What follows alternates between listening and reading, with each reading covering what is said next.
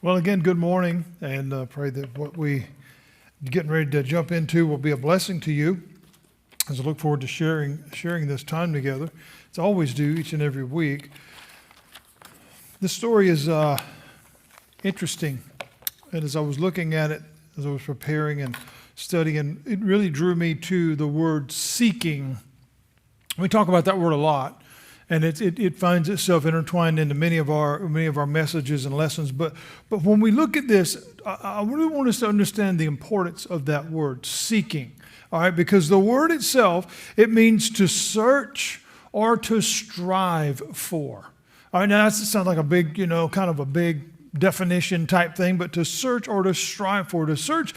When we think about searching for something, that gives forth and kind of points us toward the idea of something intentional. Right? I'm searching for my keys. Some people have that problem, right? I'm searching for some buried treasure or even an answer or maybe the truth. We see that all the time in the world today because we're wondering, where's it at? And here we find that word is going to be pivotal in this story. The word to strive, okay, so that's part of the definition, to seek or to strive for, to search or strive for. That takes it a little bit different, okay? Because to strive for something, well, that's a little more personal, okay? That's a little more personal. I am looking at a place internally that is telling me I need this. I'm striving toward this. I'm working toward this. I need this. I don't just desire it, but I won't be complete without it. It's something deeper. It's something that is there, and we know that it's there, and I won't quit looking until I find it. That's something that is powerful, and it contains a real directive nature in our life. And sometimes we don't always understand what that is, but there's something in us telling us that. The faith journey, as we all enter that at some point in time in life, whatever that means, however that's defined, the faith journey, it takes us down a lot of roads. It really does. It takes us down a lot of roads, and from start to finish, all the points in between can be all over the place, right? Because we get exposed to and become knowledgeable of all kinds of different things. Some of them are very encouraging. Some not so much. Let's just be honest. Some leave us with a whole bunch of questions, and some answer a lot of questions. So we wrestle in between. What is this? Who's in? Who's out? I mean, we have all the different questions. Who's going to make it? Where's the chance? And it's all the different questions that come about. And sometimes those leave us wanting more, seeking more, because we want to know the answer. But what was the message of Jesus? What did he tell us? And that is what we're going to find in the confines of this story. What did he do with those moments when someone is seeking? Because here's what I want us to understand. Today, all of us are. You may say, well, I'm not looking. Yes, you are. Everybody's looking. Everybody's looking for something. I heard that in a great song not too long ago. It said, everybody's looking for something. I'm just looking for a way out. Maybe that's the truth sometimes as well. But here we find something deep, because this person, this centurion, this one that is talking to Jesus is looking for something, right? And what we find is he already found it and he didn't know it. All right, and we're going to find something unique within the confines of this story. So we look at this story, this account, if you will, of Jesus and the centurion. And I want us to see how that looks today. How do we fast forward that a couple thousand years and apply it to right now, how we seek when we're looking about things of faith? So we read in verse 5, it says, when he entered Capernaum, a centurion came to him, pleading with him. All right, so we read there, the centurion came to him. That's on purpose. All right, again, that goes back to seeking, right? It's that I am intentionally looking for you. I am seeking you out. I want to find you. That's the definition of the word. That is searching. That is striving. There was something inside of him that knew there was an answer. You ever had that feeling? I know that the answer exists. I might not know where it's at, but I know that it exists. It's not a weird feeling. I know that it's there. He knew that there was more, and he went looking for it. That's what we got to do. That's what seeking is all about. I want to go find out where it's at. I'm going to find out where it's at. I'm not going to quit looking. And so we read that not only did the centurion come to Jesus, again, that's on purpose, but he was pleading with him. Now we hear that word and we think, man, that sounds serious. It was very serious. Think about this. The word plead, all right, you look up that word and the definition is beseech. Now, that's not a word that we use a lot, right? Okay, it's not. But what does that word mean? It means to beg. It means to beg. That's what it means. I am begging you. So this is not just a picture of high emotion at its top, but this is a picture of seeking. All right, this is a picture of I'm really looking for help, and I believe you got it. I believe you're the one with the answer that I'm looking for. So let me ask you this question. Why would anyone beg an answer from someone that they don't think has it? Right? You don't get a loan from a broke guy, And so here he said, I believe you're the one with the answer I'm looking for. All right? We come to him and we say, this points toward the depth of what seeking really looks like. Because here's one, and we'll get further into this in the message, that is outside the circle. One that others would say, well, what are you doing here? You don't count, or you don't have a chance. I mean, you're not in the group, right? But he knew there was something, and he's seeking after this. And so we can, if we will, as I oftentimes say in the theaters of our mind, if we can get this picture, paint this scene, if you will, we see these two conversing with each other. We can feel the emotion. We can see the facial expressions as they come together. We can think of the sincerity that is being placed in between the two of them as this pleading is taking place. And we hear the voice of the centurion as he's looking at Jesus, and he says, Lord. That's how he starts off. Lord. That's a instant right there level of respect. That is a level of recognition of something more. I may not understand it. I may not really get it. I may not even be deeply involved at this moment, but I know. There's just something here. And he says, Lord, my servant. So this is somebody who works for him. This is something, so he's pleading. This is somebody that I'm responsible for, somebody I care about. Think about that. There are many people within the confines of our circle that we may not be enamored with, as far as, we're not passionately in love with them, but we care about them. We don't want anything to happen to them, and we have a concern about their well-being. I have multitudes of people like that around me all the time, whether physically or in my heart, that I think of every day, and you want what's best for them. Maybe they're dealing with this, that, or the other, and so he comes and he says, Lord, my servant. So what was he saying here? This wasn't for him. This wasn't for me directly. He's not asking Jesus, oh, well, can you do this for me? No, he wasn't asking, but he was asking for another. So this tells us right here a lot of what we need to know about his heart. This is the heart of the centurion. He cares. He says, Lord, my servant is lying at home paralyzed. So whatever has happened, we're not told, but whatever has happened is not allowing this person to be able to move. And there's a lot of people that deal with a lot of things today that don't allow us to move.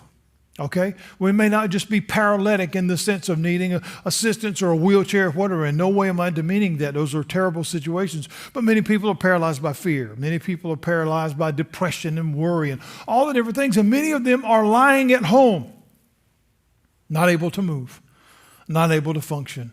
I knew a lady one time that would not leave her house, and she was physically fine, just like all of us. She could get up and walk, cook, and drive, and do anything. She was scared of life. Now somebody might say, well, that sounds crazy. It was very real, because she feared everything outside of that door. She had everything under control within the confines of those four walls. But outside of that, it was a nightmare. This was the person that was locked in the prison of their own mind, and they could not escape it. And no amount of counseling, no amount of help could get them there. No amount of prayer could get them there. And all you could do is, just like the centurion, lift them up and say, Lord, will you reach them? Can you help them? Can you do anything for them? Here he said, this one lies at home paralyzed in terrible agony. So he's saying they're really hurting. They're suffering. They are in great pain. So this centurion is hurting because someone he cares about is hurting. This takes us to a place of saying, okay, so this is not a person that is just looking for a quick favor. This is not a person that is just seeking something just for the heck of doing it. No, this is something serious, so he is looking for a serious answer. And this tells us a lot about him because we find him seeking. He came to Jesus. All right? He came to Jesus. Again, that is speaking of intentional, that is on purpose. And now we find Jesus responding. So as we see this story unfold, so this one has come before him and he says, Lord, my servant is lying at home paralyzed in terrible agony. And then we find Jesus respond. He says, am I to come and heal him? This is a question. It's a response to what has been put before him, right? Hey, my guy's in need. He's at home hurting. And Jesus is saying, okay, well, that's what you've told me. And his response was, is that what you're asking for? Are you asking me to come to your house and take care of this? Is that what I'm to understand? You're asking me to take care of this. This was not a statement. I want us to read into this and understand. This was not a statement of impatience or frustration or anything else, but clarity. In other words, is that what you're asking for? Is that what you need? We've talked a lot about that over the time that we've been together. The willingness just to talk to God. Let's just be specific. Let's be real. Sometimes we get in the generalization and we want it to sound all prim and proper and all biblical and, and thus saiths and all this. Just talk to him. And that's what he's saying here. Do you need me to come help him? Yeah, let's not beat around the bush. Let's not paint a big picture. What do you need? Again, I like that.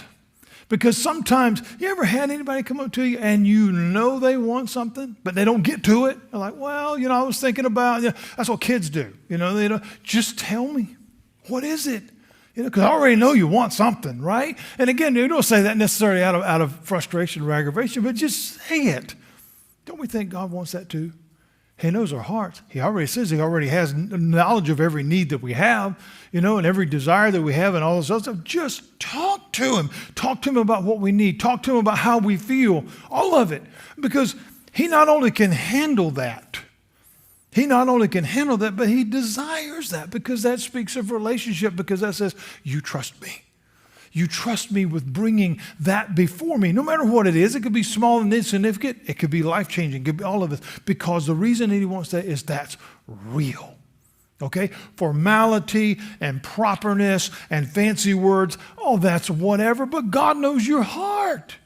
Okay? I find that so important when we begin to build relationships, especially if we understand the spiritual side of things. God already knows who you are. And as we grow together collectively, everybody kind of begins to realize and know who people are. In our personal circles, we know who people are. And when there's something different, it stands out, right? You're not acting like you. Something's changed. What's going on? Is something different or whatever? Just be you. It doesn't mean you have to be, improper or vulgar or anything like that. I'm not talking about that. Just be you. Because God already knows who you are. And this is what the centurion, he's showing this. God knew his heart. And God knows when it's real, and he knows when it's just an act. So do we. We know when people mean stuff. You ever heard somebody say something and you knew good and well they did not mean it? Teresa's probably heard, I swear to tell the truth, and you knew they didn't.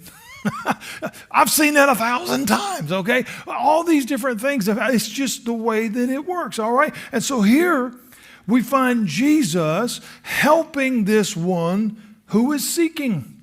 Okay, he's looking at him and he's realizing this one is somebody who's looking deep inside. He's understanding and he's asking him the question as he's asking him because he wants him to see who he is.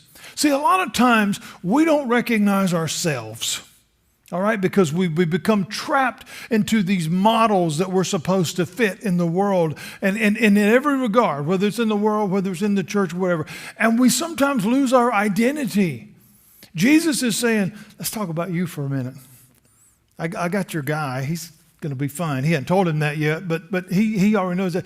I need you to see you because that's how we can operate when we get somewhere. And so let's look at the reply.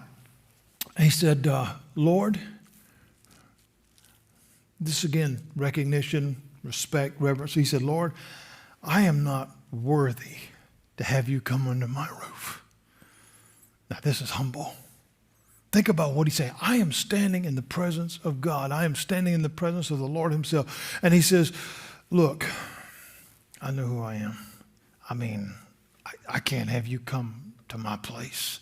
I mean, I'm not worthy. I got issues. I'm far from perfect. I don't deserve anything. I've failed. And all the standard feelings and expressions and thoughts that we ever have or that we've been taught to have. We hear this. They go, I'm not even worthy of having you come to my house. Do we struggle with that?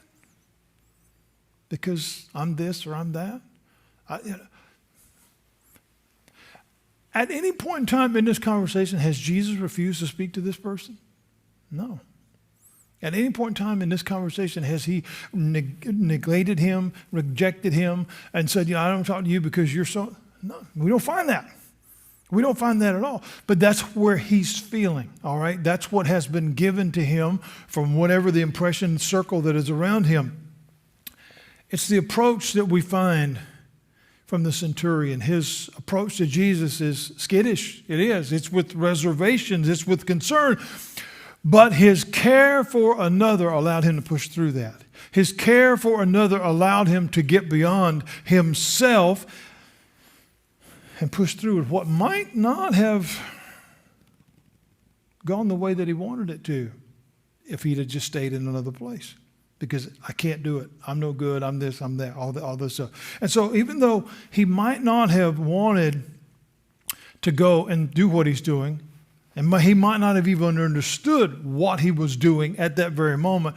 It was exactly that moment that allowed Jesus to see his heart. This one said, I am not worthy. You shouldn't even be talking to me. I mean, we could use all the different illustrations or whatever. But I am not worthy. That is a very easy place to come to. It is. When we begin to listen to the voice of others, when we begin to listen to the voices of judgment and standards imposed that are impossible to meet, the things that we beat ourselves up about, all the shortcomings that we have. And again, that's not overlooking and justifying any things over rights and wrongs. We're not arguing over the moral dilemma. But when we find ourselves isolated over here, I'm not worthy, therefore, I can't receive, so I shouldn't ask. Therefore, I don't get a chance. I can't make this right. I can't clear up this wrong. And eventually, that becomes a very lonely place. And eventually, what that evolves into is hopelessness, which means I quit. That's not a good place. And what we learn here in seeking is we don't have to stay there. We can move on. And now we have this real thing. We see this beautiful thing here that is happening. And the centurion was seeking, but in his mind, it wasn't for him. It was for someone else. In his mind, it was for this one that he cared about because he did not see himself as worthy. You can do it for them. It's not worthy about me. That's a good place to be sometimes. Okay? Because sometimes it's not about me. It's about somebody else, whatever form or fashion that is. And so what we find here is this heart. And when a lot of people today struggle with this very place. I'm looking. I'm seeking. I want to know. I I do. I want to know. But I shouldn't even bother. Who am I? I'm no good. I'm this, I'm that. And all these different labels that we tend to put on ourselves. Man, I seen this guy's car the other day, and he had so many bumper stickers on it, you couldn't even read them. You know, the car was just covered. It was almost like it was painted in bumper stickers. Sometimes we do that to ourselves. I'm this, and I'm that, and I'm that. And we carry that stuff from the time that we're little. You can't do this. You can't be on my team. You're no good. You're not fast enough. You're too short. You're too fat. You're too this. You're too... We hear it all. Okay? That's the stuff that we carry around with us so oftentimes in life. And we find ourselves repeating the centurion's words, I'm not worthy. I'm no good. I'll never make it. But his focus here is for another and not for himself. And that defines his character. We see something amazing in this. This defines his character. And so we find the conversation now taking a slight turn. We see it going in a different direction because after the centurion spoke, he was looking at this, I need help. And he's talking to Jesus, you know, Lord, I'm not worthy to have you come to my house, but if you just speak the word, it'll be done. If you just say it, it'll be done. And see, I get that. I understand that. Now we can connect because I too am a person under authority. I get it. I understand being in that position. I too am a man under authority. I got soldiers, man. I can tell them to go and they'll do it. I got people that'll move when I say move. That's how he's associating Jesus at this very moment. I see you as one of authority. I see you as one who not only has authority, but speaks in authority. And so if you just say the word, it'll be done. I believe that. Now we got our key word. I believe that. You can do that. I believe that. So this one in this terrible agony can be healed if you just say so. What does that say? I believe you can do it. The scripture teaches that that's what we're supposed to do, is just believe. That's the only requirement. Only one. That's what it says. If you will believe and confess that Christ is with your mouth that Christ is Lord. So here, what we find, and he didn't even realize it at this moment, what we find, this is deep faith. I believe. If you just say it, it'll be done. If you just say, he wasn't demanding proof. He wasn't saying, show me what you can do. No, he was openly saying, I know you can. I know you can do it. I believe it. I'm not asking it because I deserve anything. I'm not asking because I deserve anything. I'm coming to the one that I know is able because this person means something to me and I'm giving them to you. I'm presenting them to you because you're the one with the answers. And you're the only one that can answer. You're the only one with an answer that'll actually work. You're the only one with an answer that I can trust. Friends, this is not built on anything but heart. Nothing. It is not built on anything but heart. Not a system, not traditions, not demands. Just what he knew to be real. That's the stuff that we can build on today. I know this is real, whatever it may be, however that's defined. We build stuff on that. You know, growing up, watching my dad build, when he put that foundation down and started that house build, you knew what it was built on. Solid, 2x12s and concrete blocks and all this other stuff, and it wasn't going nowhere. It was real. This is what we find here. Everything that he's saying, I just know that if you say it, it can be done. I believe that. That's what we find being said to here. What did Jesus do with that? How did he respond with that? We read here that he was amazed. Look at verse 10. It said, hearing this, what did he hear? He heard the centurion's heart. And he said, hearing this, he was amazed. And then he turned and he said to those following him. Now, this is where it gets good, right? So we understand so much beauty and depth within this. We read he was amazed. Why was he amazed? Because here was a man. Here was this man, this centurion, if you will. He was an outsider. He was not considered part of the group. Okay? He could even be seen as the enemy. He could be seen as the bad guy. But we read of his encounter with Christ and we see his heart and we read that Jesus was amazed. I love that. Because sometimes we feel on the outside of a circle because we're not worthy. We're not as good as so-and-so, or we can't do as much as so-and-so, and on, so, and on, so, and on, so. Here, Jesus, it says, turn to those who were following him. So this event took place in the public. Okay, this was in front of everybody.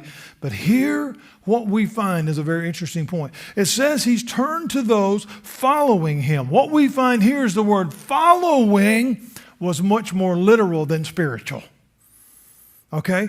They were along for the journey. They were watching. They were seeing the visuals. That does not mean they were following him spiritually. Because he said, truly, I tell you. In other words, you know what? I'm going to be honest with you. I'm just going to lay it out. I'm going to tell you like it is. We're just going to put it right out here in public, if you will. We're just going to put it right here. We're just going to tell you what's going on. I have not found anyone. Now, mind you, the centurion is still right here. All right? Everybody else is watching. I have not found anyone in Israel with so great a faith. Whew. What a profound and personal statement. What was he saying to them? Clearly, again, speaking of the centurion, the very one that no one else following him would have considered a person of faith, much less a great faith. Because Jesus said, I have not found such a great faith in anyone than in this guy. What was he saying? Because the conflict here is not just the outside status of the centurion, but where we find the conflict is actually in the word faith. That's where the answer is. Okay? Where we find the conflict here. Because it is the difference in claiming it like a possession and actually trusting it.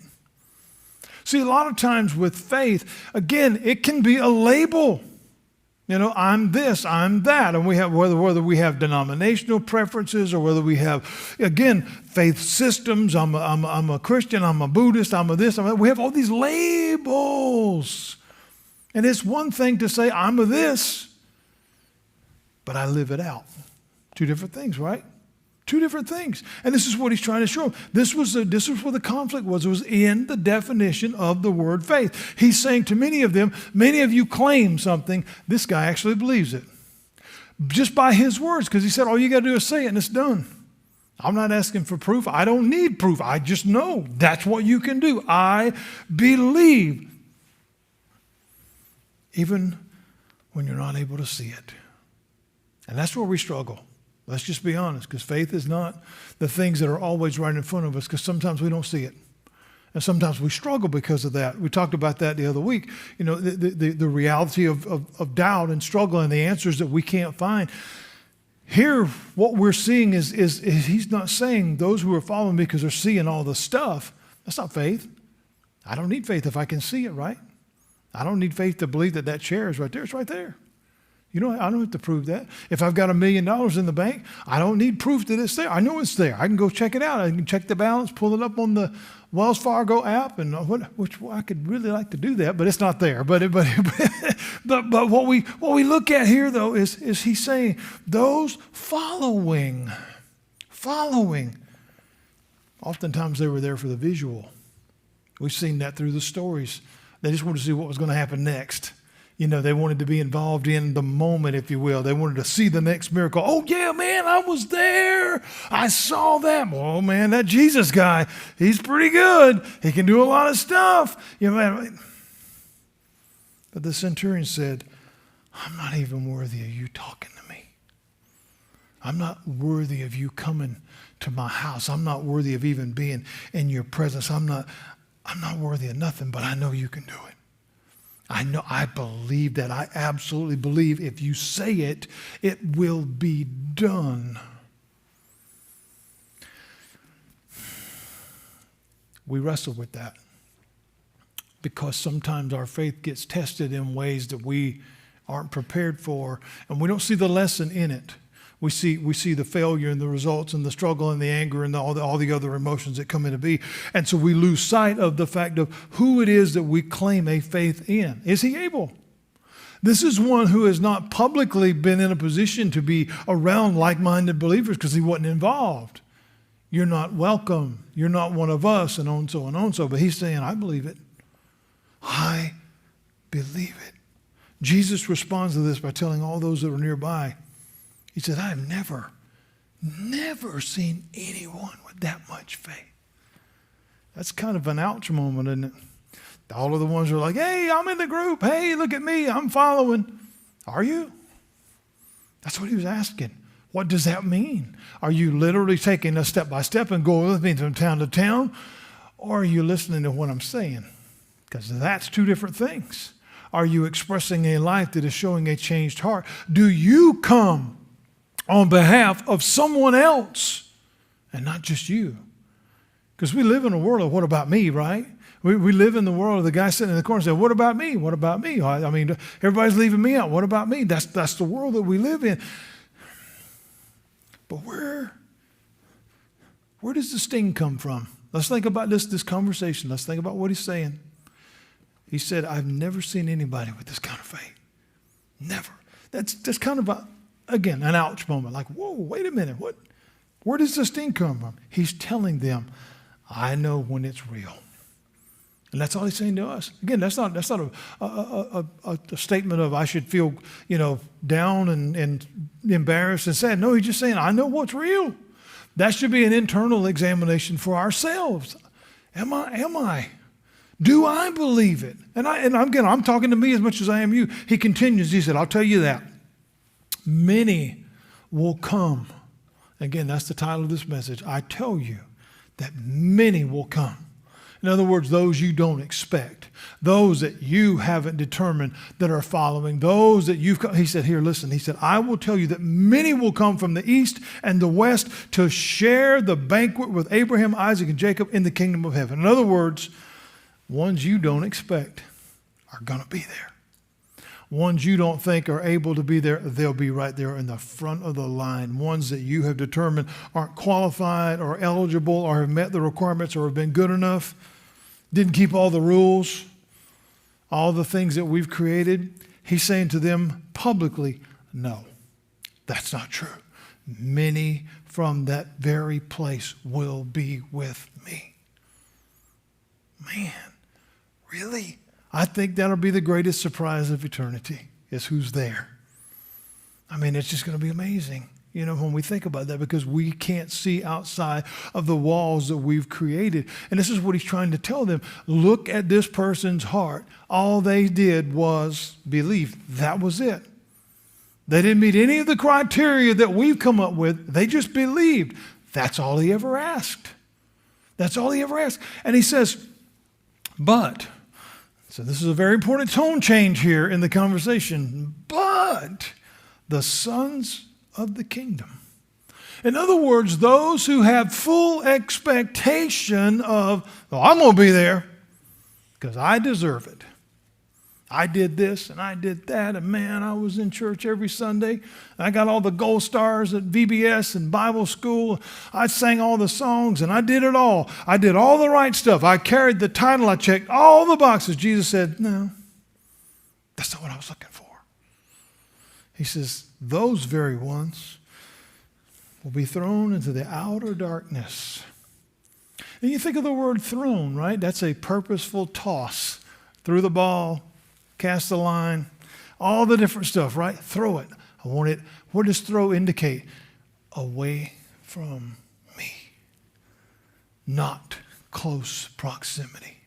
He said, into the outer darkness, the unknown, the weight. Oh, hold on a minute. This is not what I was expecting. This is not what I mean, come on. I did. I said, I came. Do we see where the problem becomes there? It's all about me. That's what he's saying. It's not about that. It's not about that at all. He says that is the existence, the darkness. And he says in that existence is weeping and gnashing of teeth. What does that mean? Anger, bitterness, reality. Why me? How did I get it so wrong? I mean, so-and-so told me. I mean, Dr. Phil, how could he be wrong, right? Or Dr. So-and-so on TV, or who? How did I get it so wrong? Because following physically and spiritually is two different things. And he's saying we have to have this connection. Did you really believe, or did you just associate? And this is what he's teaching here. This is what he's teaching, that it's not those things, all the check boxes, that's not what he's seeking. He wants you. He wants your heart. That's it. Okay, we tend to trivialize things, and we tend to have scales and all these different things that we like to put. We love labels, man. We love labels. What I did ain't as bad as what he did. You know, I mean, look at that guy. Okay, all right, we have levels. We have charges, levels in the charges, right? We have first degree, second degree, and petty and felony, and all. Okay, we have all that stuff, right? But we tend to do that in the nature of what we do. Well, what he did was way worse than what I did. What does that say? Well, I'm trying to justify me. You know, I'm not as bad as that guy. You know, whatever. Almost said I'm not as bad as Jeff, but I'm not going to get you. I'm not going to get you today. But seriously, we think about, because we what do? We start comparing ourselves from the time that we're little. You know, especially with siblings, or we got classmates or whatever. We do that. This is not what Jesus is looking for. I'm a stronger believer than him, or I'm a this, or I'm a that. Whatever. He's teaching here. That's not what he's seeking. He wants a true heart. And he turns to the centurion, the very one who said, I am not worthy. Now, mind you, he's been standing here the whole time. He's heard all of this stuff. He said, I am not worthy. And Jesus tells him, he says, go. And I love the way that's written. I don't know if everybody's is the same way, but in my text it says go, singularly with a period. Go. What was he saying with that one little tiny 2-letter word? We're good. I heard you. Everything's taken care of. He says, go. As you have believed, in other words, because you truly do. It's not a show. It's sincere. It's real. Let it be done for you. Let what be done? What had he asked for? Okay, so again, I love how everything is completed in these stories that we've been going through, because we see how it always readdresses the first part. He came with, this person's got a problem. They're at my house. You know, they're paralyzed, they're hurting, they're in agony. Jesus asked him, you know, am I supposed to come heal them? What do you need me to do? And now we see it being readdressed. But all that stuff that's happened in between is so important. And so what had he asked for? What had he said? It says that he came pleading to Jesus for this. What did he ask for? And so we close this story with this beautiful words. And his servant was healed that very moment. What a beautiful story. What a powerful lesson. And this is what I want us to get out of this as we wrap up. Faith can be what we say or what we believe. Faith can be what we say or what we believe. And at the end, Jesus knows which one is true. He knows. So what did he do with the truth? What did he say? He said, many will come that no one else considered could be possible. So we have to, and we should, examine our own hearts before we determine anybody else's journey. Amen? All right, we're going to close with our final song.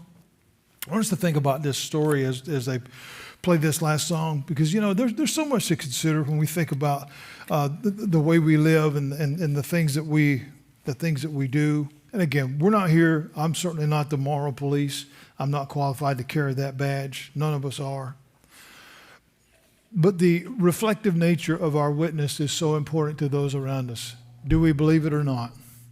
It's not about where we go and attend service. It's not about what label we carry, whether we're a this or that or the other. And there's 1,000 different ones. In fact, 44,000 labels that you can pick from around the world of what group that you're with. It's got nothing to do with none of that. It's all about your heart. God wants to know, are you real or not? You know, because you think about that. He said to those that were following him, Again, that was a very literal way. You're walking from place to place. But were you associated with him? Do you know him? Does he know you? Does he know your heart? Yes, he does. He knows whether you mean it or not.